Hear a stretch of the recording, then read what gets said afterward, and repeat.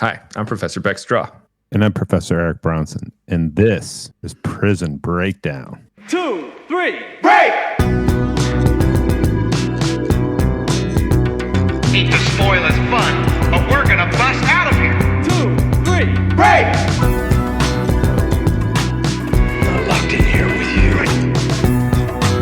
You're locked in here with me. 2, 3, break!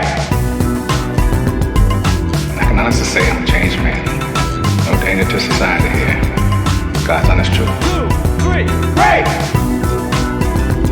I'm not leaving this cell. I'll get out my way. The right way. 2, 3, break! Ahoy, dudes, and a happy new year. Hello. Welcome back to Prison Breakdown. Ahoy, Was that good? Was I on tune? Was I in tune? You weren't off key. Definitely. No, you were in a key. I'm not sure if it was the right one, but it was a key. And a happy. All right. Yeah. It's definitely better than anything that. Yeah, anything that's definitely better than anything we can do. So we're not going to criticize.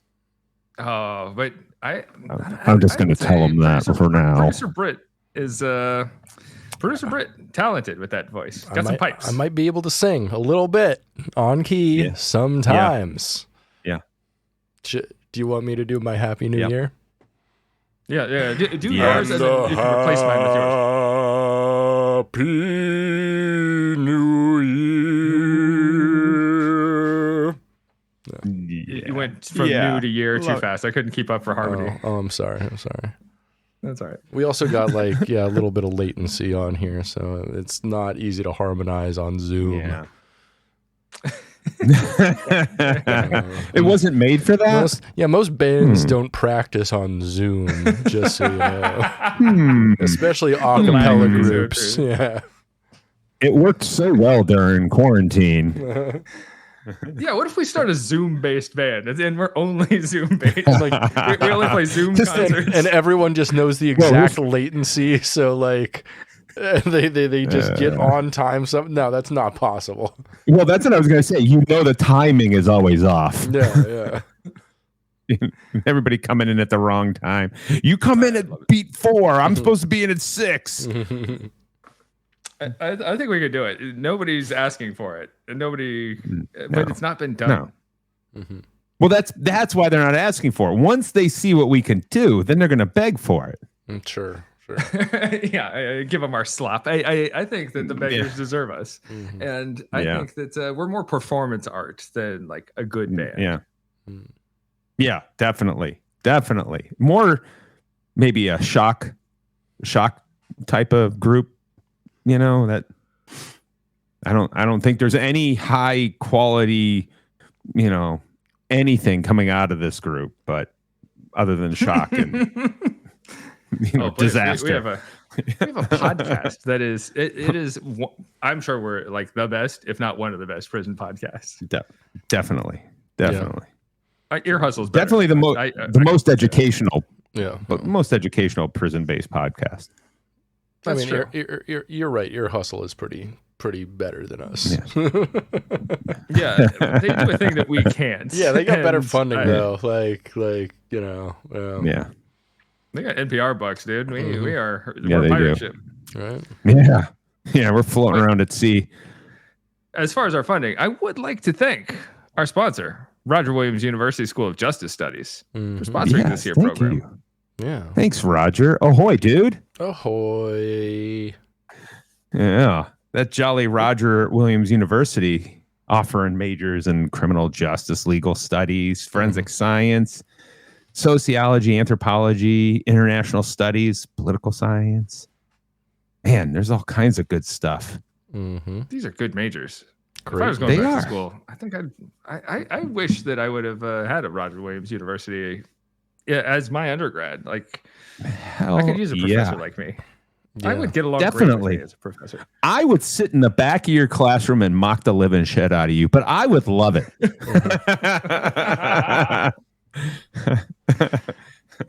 So we can't hear you in the back. The tie's too tight, damn it. And I know what you'd be saying. To modulate my voice. Yeah, well, no, and then I know what you'd be screaming from the back of my classroom. We can't see what's on the board. Your bald head's putting too much glare on it. Yeah, we can't see around you. You're too broad. The gigantic head is blocking what's on the screen. Get out of the way, fat man. As a very tall man, have you ever been like yelled at like a movie theater or a concert? Like, I can't see around you, like that kind of thing. No, not that I can think of. I mean, I've gotten weird stuff in public sometimes. People having and you're tall. You're both tall as well. None of us are short in this podcast, right? No, this is the average height of this podcast is like probably 6'2", I think. Yeah. Yeah, so I'm a little one. So it's the fun thing when people out in public are just you just happen to be walking and just somebody randomly says, "Damn, you're big," and I'm, what the hell? I didn't bring that on. What did I do? It's always awkward. Yeah. What do I say to this? I had a student who he had me online and then he had me in person, and he came up to me after a couple months of having me in person. He's like, I just wanted you to know, like, when I saw you, I was like, wow, he's really tall. And like, I was like, okay, what do I say to that? Yeah. But I honestly, I get it a lot from like drunk girls at bars. And my standard response now has just been like, are you hitting on me? And like, it's mostly a yes. Like I don't know, but it's just weird. I think it's a good. I think that's a great question that cuts right to the heart of it. It does. Yeah, I get it from a student. No. Please don't. Please don't. No. 10-year revoked. See, I know they're not hitting on me because normally they're grabbing their child and running the other direction. My pearls. Yeah. There's a lot of lonely rides on elevators because of it. I hope you don't get too lonely. I'll wait for the next one. 5-floor express. I'll wait for the next one.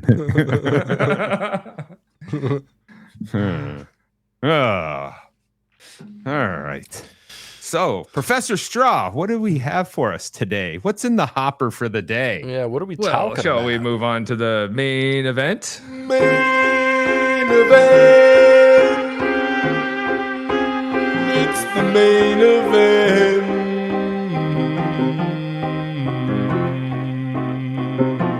Talking main event. It's the main event.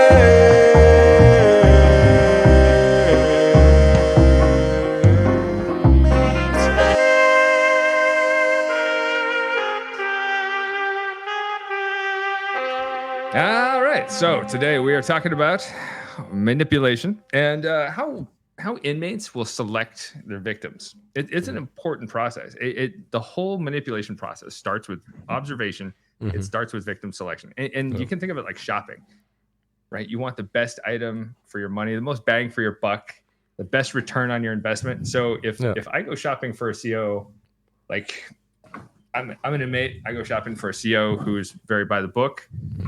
Maybe this guy's not gonna. He doesn't bend too easily. I'm not gonna get the return on my investment I want. Right. So what they're doing, they're observing corrections officers. They're watching your movements. They're watching your words. They're watching your actions. And there's a good deal of information that you present in each of these areas. Like if I'm watching Eric from afar, just do his daily routines, I can put together like that and asking a few questions, you can put together a broad personality profile. Mm-hmm. And so as a manipulator, like you want to figure out stuff about the person, right? Like what would you want to know about them, Eric? Well, first off, I'd say one of the biggest things is, just talking about how I guess you would start with, how much self-esteem someone has, how much confidence someone has, and then I think after that, do they seem like they have a need for wanting to get someone's approval no matter what the situation? Are they a people pleaser? If they're a people pleaser, right? I think that might be a good key that, hey, this is someone that I might be able to start working on? Do they have, any type of history where they appear to be vulnerable to, trying to get my approval in a certain situation? They then, I think, are a better target for a manipulator. I agree. And Brett, what would you look for if you're trying to manipulate a corrections officer? I mean, there's like so many things that make you a mark, right? Like, yeah, obviously, you have your classic ones you see in like mafia movies and whatever, and gangster movies. Like, you gotta figure out if they have a family, if you can like threaten the well-being of their family, maybe. Or you got to figure out if they like have a connection to someone who's kind of like you, and also if they're like in financial trouble. You always want to look for like the officer with a gambling addiction. So you always got to talk to him about sports, and you always got to talk to him about like point spreads and stuff. And if they know like the point spread, if you're like, hey, officer, what's the point spread on the Spurs game? If he knows that point spread, you easily have a guy you can manipulate because he likes to gamble, and there's no such thing as a winning gambler. And they know the names of the ponies down at the track, right? Right, exactly. Yeah. So you want to look for someone with like weaknesses in their life, and that can be anything from like an addiction, like gambling, like drugs, like alcohol, like whatever.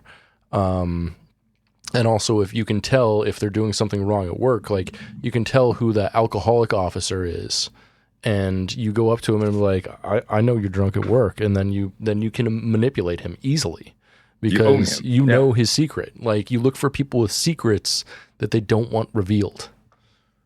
Yeah. So at the most base level, where I'm going to start out is inconsistency on the job, right? So I'm looking for an officer who gets distracted easily, an officer who plays favorites with inmates. Right, yeah. And I'm looking for someone who's like, okay, they're not doing their checks every hour on the hour like they're supposed to, or maybe I see inmates messing around and I just don't want to do the paperwork. So I'm like, okay, you go lock down. I'm not going to write you up for it, but it's because someone's lazy. So laziness and inconsistency, those can be targeting factors. You can get a lot from body language too. Like I think Eric mentioned lacking confidence. That's a big one. If people are nervous, if they like their job or they hate their job, people will wear this stuff on their sleeve sometimes. Somebody who's always heavily sighing and like walking with like a slump posture, that might project this lack of confidence. So what would this say about the whole George Costanza theory that if you always look frustrated with the situation, people will always think you're busy? You remember that episode. Yeah. So where do they fit into that? This is what I do through office hours.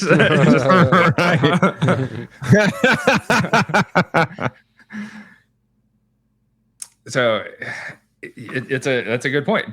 People will think that you're better at your job, I think, if you look like busy, if you look occupied all the time, but being frustrated, I don't know. As a corrections officer, it bodes differently, right? Yeah, right. I agree. And so we often wear our emotions too readily on ourselves. If we're like a bad liar, you're wearing that all the time. So sometimes you watch a student do something, and you're like, huh? But it's hard not to make a face, right? Because you're like, wait, what? Yeah. So inmates will pick this up. They observe what people laugh at. They observe what people smile at, what makes them sad or angry, their likes or dislikes. And how people wear the uniform is an element here. If I come in with my rumpled clothing and my buttons are all askew all over the uniform, how do you interpret that on an employee? I mean, oftentimes when I look at a person and I see that they're a mess, I assume that their life is a mess. Yeah, absolutely. It's how you present yourself. Like your grooming standards. It messages about you, especially for CO types, because like CO types and like cop types are usually like pretty well groomed and have like a certain amount of self-discipline in that area. especially since a lot of them are like former like military. Right. And as a paramilitary organization, you go through an academy that expects you to like shine your boots, march in formation, stand at attention to the flag, all that stuff you have to go through in the academy. So anything less than that is like these waning standards that you're seeing somebody falling off. No. Yep. And so these can be interpreted as attention to detail. So inmates pick up on that and consider that they're listening too. Like if Eric and I are coworkers and I'm talking to him and I'm like, man, all my wife does is work. Like what message does that send to a listening inmate? Yeah. Yep. And we know that inmates are good at listening. They're always keying in on that kind of stuff. What folks don't understand, if they let something like that slip, or they talk about having to spend money on their kids or whatever. Yeah, it's that anything like that that's going to give an inmate an opening where you're saying, hey, my wife's always working, or got in an argument with my parents this weekend, whatever it might be, that's going to provide an opening for an inmate to kind of weasel them way into something. Yeah. Or you're saying if an inmate hears you say like, man, I really can't afford this, that sends a message of I need money in like big flashing neon letters. Right. And that makes I you can help easy you for afford exploitation. That.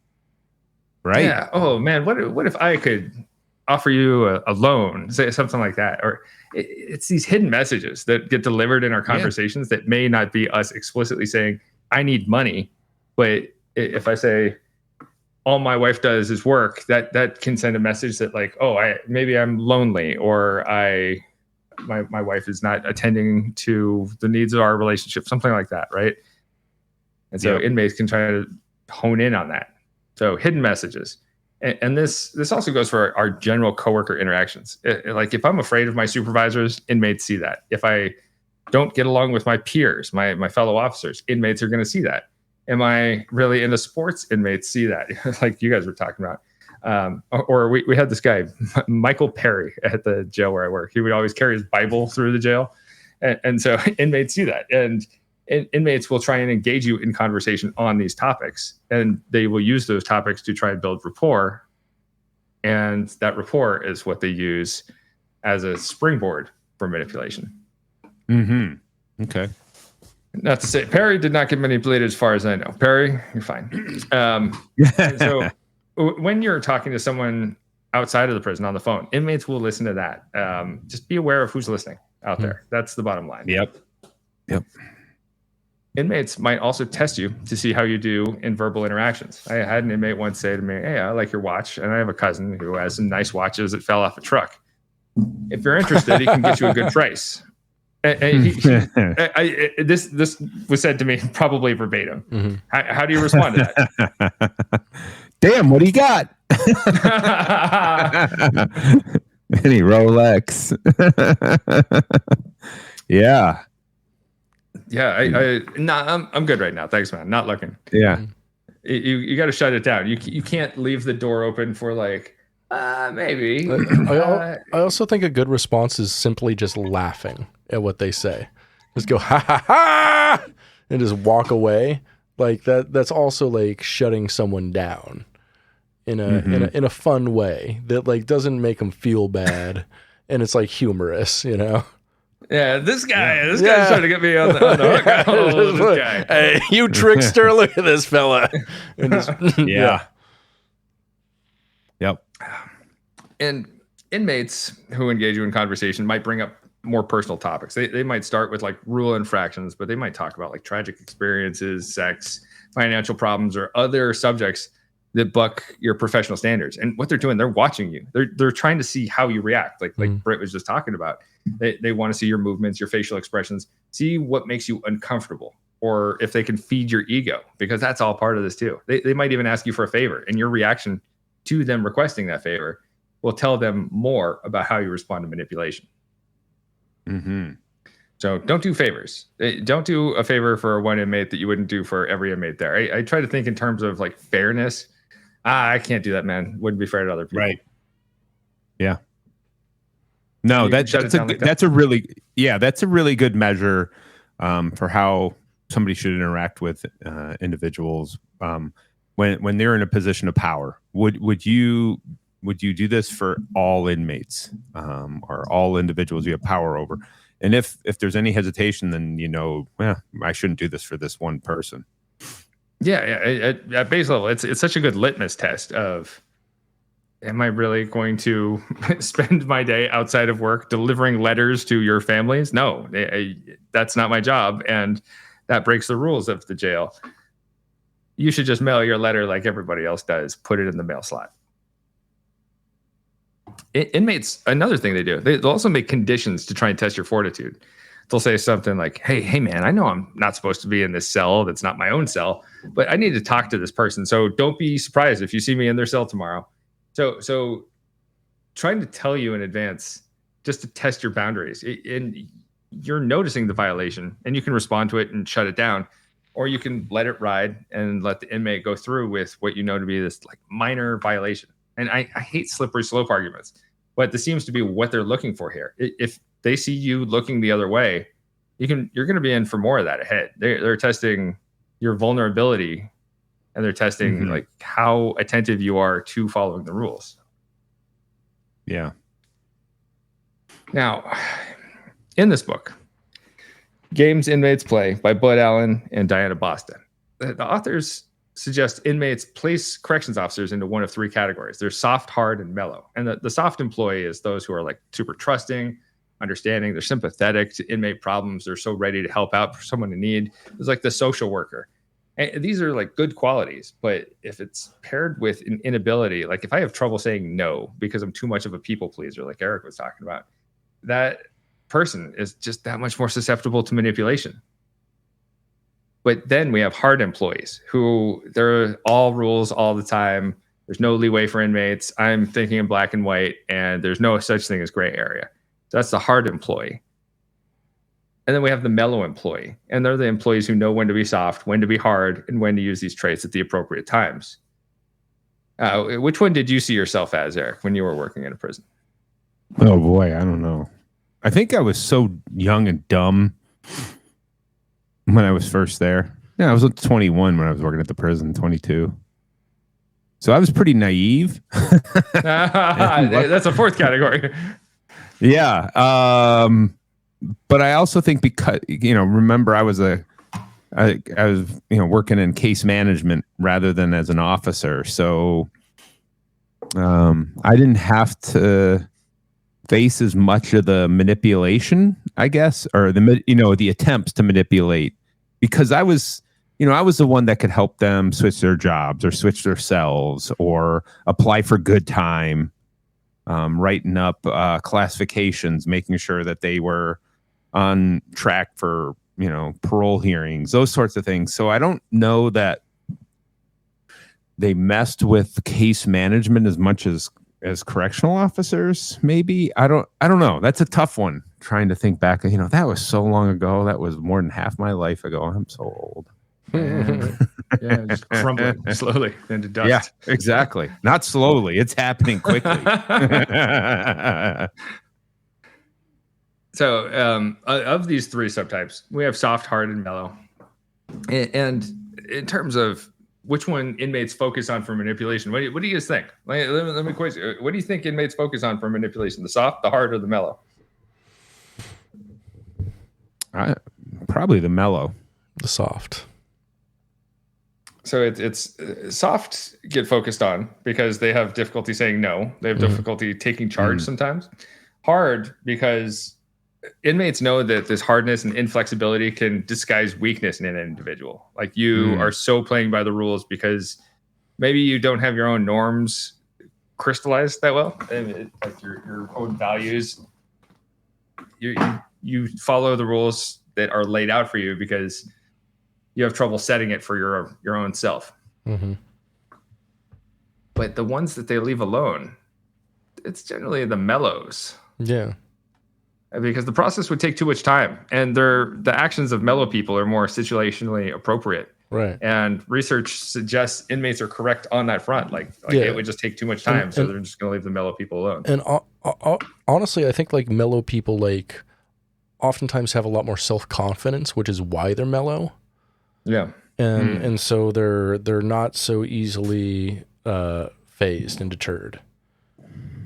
Yeah. And all of this soft-hearted, mellow employee, this is all information inmates take in that translates into like which of these officers has the most flexible norms and values that might let me get away with something.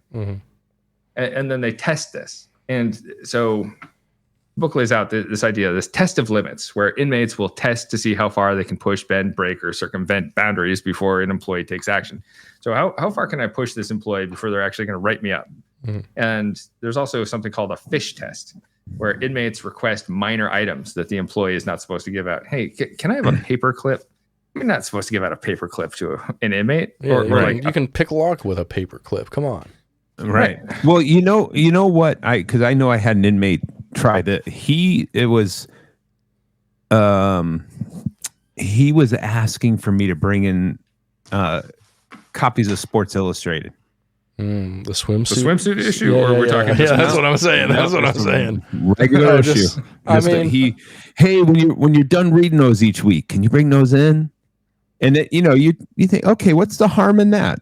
What's the big deal of inmates having access to Sports Illustrated or ESPN the magazine? Because I used to get both of those, and he's like, hey, can't you bring those in? Just bring those in. And that was one of those fish attempts. Yeah, and it often happens with inmates who have been really nice to the employee, or they help out the employee in some way. They're buttering you up. They're just greasing the pan, baby. Yeah, and they'll do these tests to ensure that the corrections officer doesn't catch on too quickly, but they're testing the waters to see if you will fall for a setup.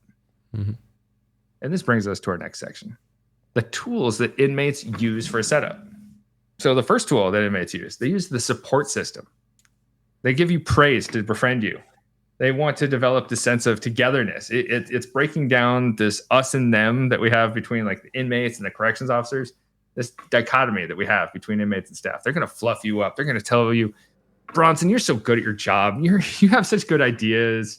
They're going to offer to help you with your ideas, and they're going to say, Bronson, you're doing such a better job than Strah. Like that Strah, he's a slacker. And they're going to talk you up. They're going to put other people down, and they're going to point out that you're the fairest guy in the whole joint.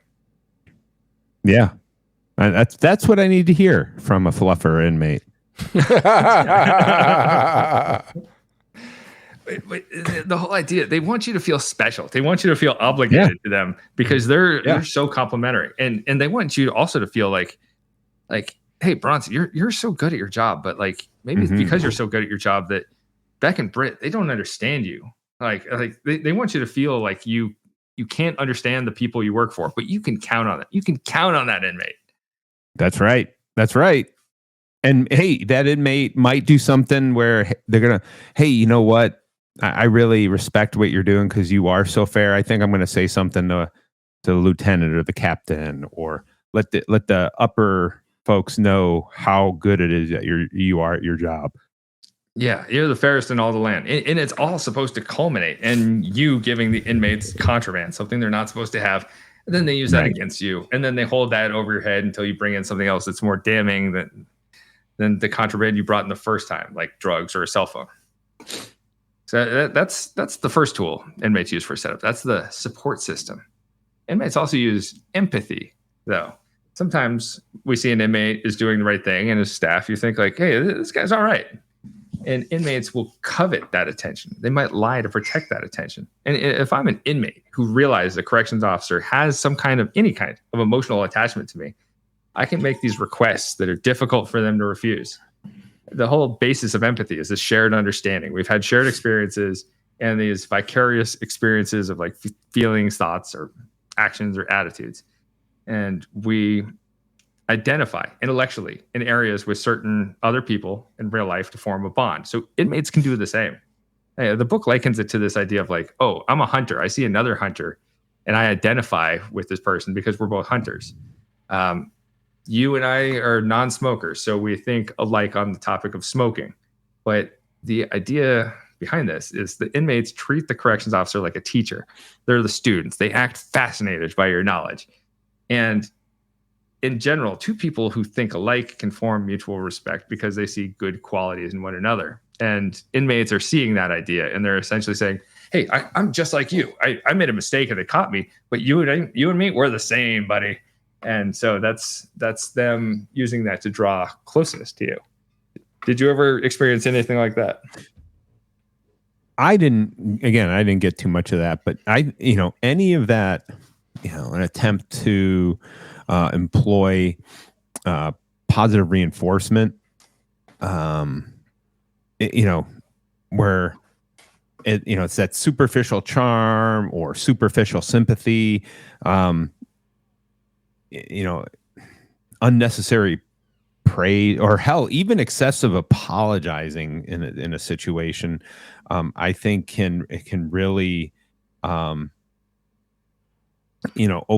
up an individual who does have characteristics of being a victim of manipulation. I think that those situations are inmates have perfected those often. Those predatory type of inmates where they're really working on staff. They've been doing it for years, and when new inmates or new staff members come in, they're gonna try and see if they can work that angle, I think. Oh yeah, dude. They're dipping a toe in the water. They're trying to figure out, okay, what are your boundaries? How can they bend or break you? And we're going to get more into this in the next category. We just talked about empathy. What about sympathy? It's more than feeling sorry for someone. Here, you don't even need to intellectually understand this problem yourself. And inmates will use empathy and sympathy, but empathy can be easier to use to break a corrections officer. Here, with sympathy, they're also they're drawing on your experiences. They've observed you for a while, and they're going to be figuring out your likes and dislikes. And so they're going to try and talk common experiences in life. Oh man, dude, you should have seen this bass I caught. I know you like fishing. You'd be so jealous, dude. I caught this bass. It must have been like 5 feet long. And or they figure out you're in the church. Oh man, you should have heard this pastor talk the other day. I was so into what he was saying. That kind of stuff, where they're trying to draw you in by finding these commonalities and play to your sympathies. Oh, or hey, the word gets around the jail. You just had twins, and an inmate finds out. Oh, surprise! They have twins too. So, man, I get your concerns. Oh, twins, huh? Oh, man, it's so crazy. Yeah. Well, and I think when you have, when you have that sympathy, they're really trying to key in on some type of emotional vulnerability. Yeah. And if they can get any type of sense that there has been some past trauma for a staff member, and maybe an individual that wouldn't see like a major trauma event, but then they might also have some attachment issues. And so therefore it can really make an individual more susceptible to someone trying to gain their trust. And that makes them a little bit easier to control. Oh yeah. They're trying to relate to you on that personal level. They're trying to, they want you to get to a space where you were just ready to share those personal problems with them. Yeah. Yeah, definitely. Which, of course, the inmates' personal problems, shockingly, are going to resemble your own personal problems. They're using a model, right? They're trying to evoke this sympathy or empathy from you, and that's how they relate to you. Yeah, absolutely. And for it's important to understand that these manipulators are out in free society too, right? For sure. That a lot of these folks have been working on these tricks or techniques, and it's not like they're sitting there saying, "Oh, I'm going to manipulate this person." Generally, but they've seen what's been successful in the past, and they keep building on it and building on it and building on it. They learn from talking to other manipulators and other inmates. So it's something that is, it's a real craft that they can work on. Right. You might see it as like inmates are bored. This is a project. Right. It doesn't happen overnight, but it is a project that they can work on. And there are surprisingly many consequences for like the corrections officers who get caught up in this, and fewer consequences for the inmates than you would expect. So it's like a low risk, high reward type scenario. Absolutely. That's a great point. That, that really, if you're just talking with staff and you just say, hey, I was sympathizing with them, or I was just, CO and I are cool, because you and the CO are cool, then you weren't really doing anything. And yet the staff member might receive, some type of discipline. They might get moved to a different, institution or a different post just because they're seen as being weak. Yeah, that's a great point in terms of being low stakes, really high reward. Yeah. Inmates, they have so much less to lose than you do. Like, you can lose your job, get hit with criminal charges. Like, the inmate probably won't. Like, if you bring in a cell phone, the inmate will get caught having a cell phone. They'll face some discipline for that, but not nearly as much as you will as the employee. So our next stop, we're going to talk about the plea for help. Now, as corrections employees, a lot of people get into it because they want to see people change. They want to be doing something that's like a social good and helping society. A lot of people will say, oh, I want to help society if they go into like law enforcement or corrections. And too many people lose sight of that along the way. And with wanting to help people change, there's no finished product for COs, like we would see for like a carpenter who built a chair or an electrician who wired a house. People are all works in progress. We're all work in progress out here. And so it's just part of the job. And in corrections, we see people churn through the system over and over and over again. We would often call them like frequent flyers, or say, oh, it's like a revolving door in this jail. But the people who succeed, they're out of sight and they're out of mind. So we don't even get to see them succeed. It's like trying to prove a negative. It's like you don't even think about the ones who got out of jail and stayed out of jail quite so much. So inmates know that we want this personal satisfaction. We want to see inmates leave prison or jail and never return. So inmates, they'll express faith in you as an employee. They'll tell you about how much failure they experience. They lack confidence. They want to change their lives. You, Eric Bronson, you are the only person who can rehabilitate them. And you might get asked to help them violate the rules. But hey, it's okay. It's okay. It's a one-time only basis. It's necessary for their success, but it's not helping you in any way. No. So a couple things for any officers out there: be aware, beware of confidentiality. Don't agree to keep a secret on an inmate's behalf. There's no confidentiality agreement between you and inmates.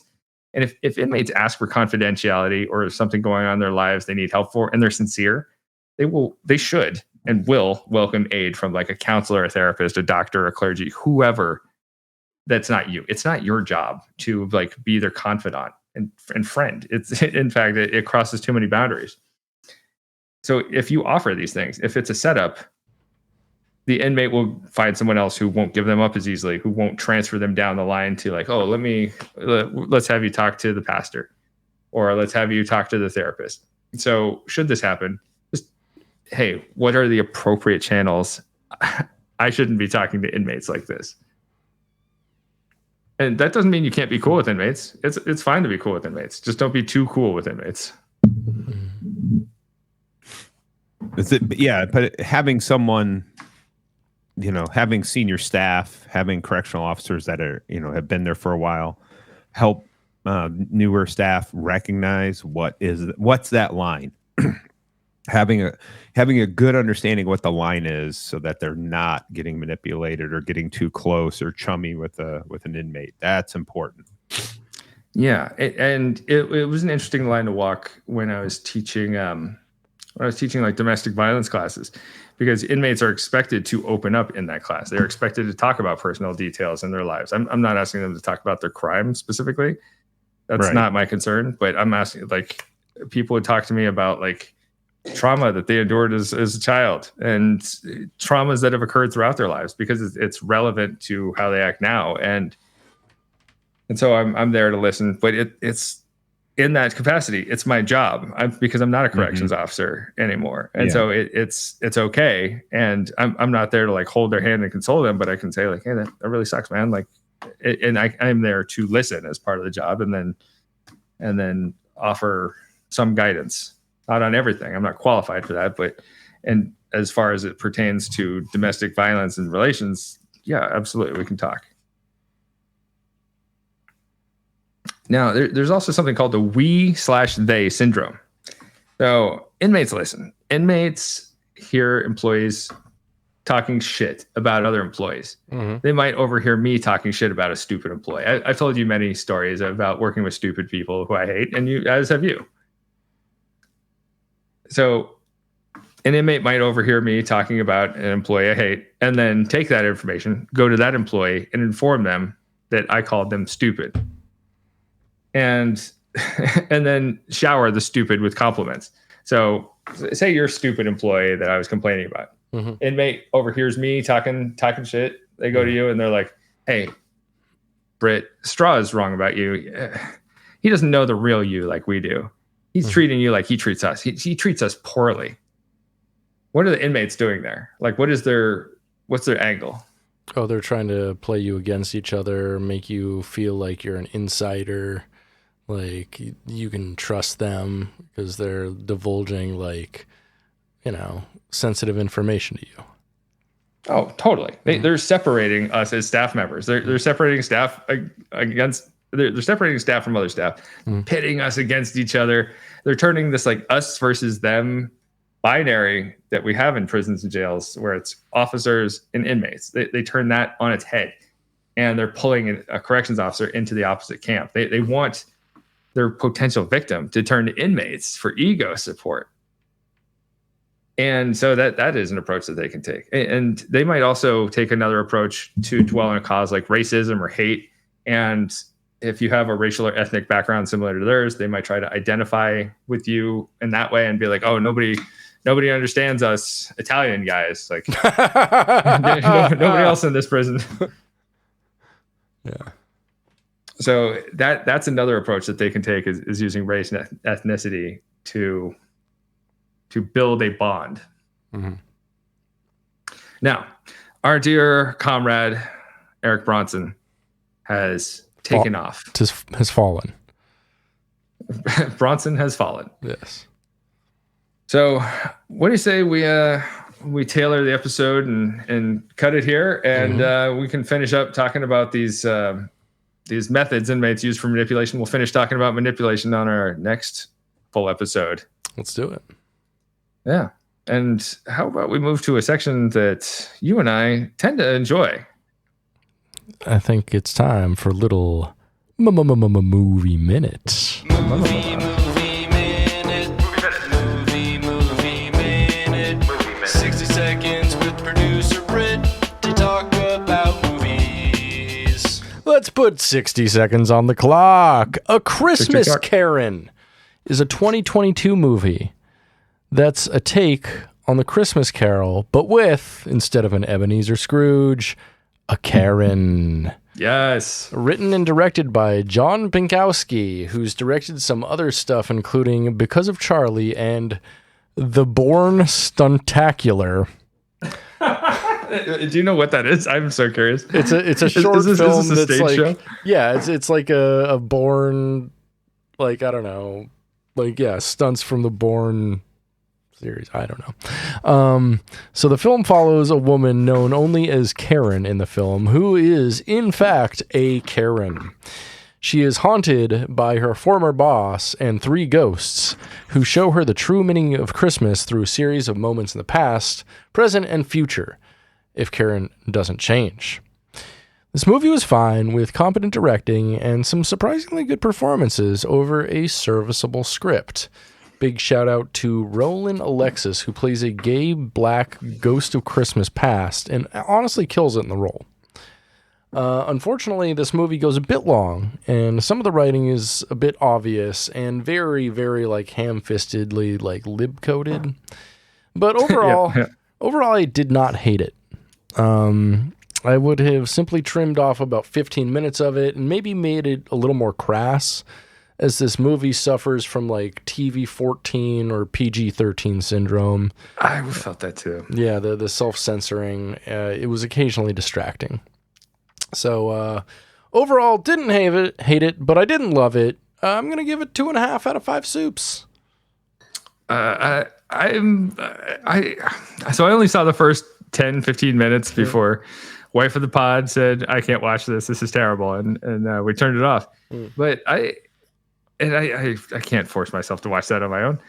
But it's much more enjoyable than you would think for a movie called A Christmas Karen. Yeah. It's a silly little romp. The Karen jokes are a bit obvious, but like when she refilled her glass to like the most wine, I was like, all right, you're all right with me, Karen. Yeah. It's a fine movie. It's nothing special. It's nothing special. It's right on the line for like the budget and amount of effort and like the vision put behind it. I'm like, it's a movie. That's all I can say about it. It's not a bad movie. It's not a good movie. It's a movie. 2.5. Yeah, that sounds exactly where it belongs. Mm-hmm. Now, being that this is our first day back on the new year, we don't have that other pesky judge watching over us. Mm-hmm. What do we got? Let's go with Night of the Comet from 1984.